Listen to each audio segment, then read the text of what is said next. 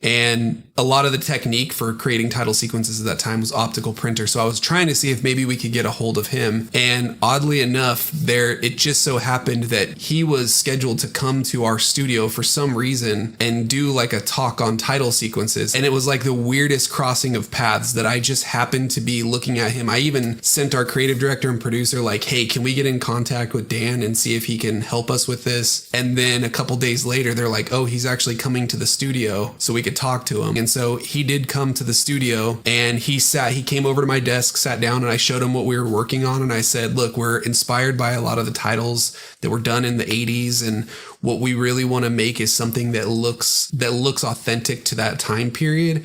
And so, we were trying to think of wanting to do it optically, like with an optical printer and stuff, and trying to get ideas about what we could do to try to make this as authentic as possible, because this is somebody that was making title sequences during that time. And so he was using optical printers. He was filming these things out on film. It was interesting because he's saying what they were trying to do was they were trying to make their titles look as clean and pristine as possible, almost like what a digital title would look like today.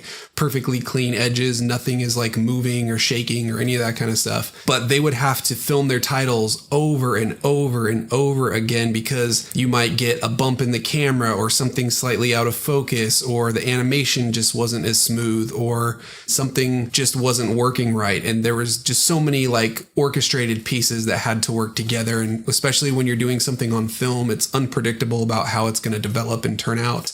But we wanted to go back and try to bring in some of those imperfections. And his advice was sort of like to take this tool that we have with digital technology and then just incorporate all the things that we want to bring back from the era of doing things practically on film. But it was also great because I was able to ask him questions about like, what were some of the things that were happening when you're trying to film these out practically that you were trying to avoid, like that you had to film over and over again for. And there were so many different ideas in mentioning, but one was that when you are dissolving two shots together, the first frame of that cross dissolve, when two shots are blending together, you might get a pop in the exposure, because the first time that those two pieces of film are being joined together, the exposure is doubling up. And so you're having to sort of animate this by hand, but there's no way to get it exactly perfect. You're sort of just guessing as it's animating through the dissolve. So that's something that we incorporated into the sequence. And it was so cool talking to him. Like, I'm a huge fan of Star Wars. So to be sitting there talking to the guy that designed the Star Wars title and animated it, and having him sitting next to me looking at something that I'm working on, was like such a cool, surreal moment.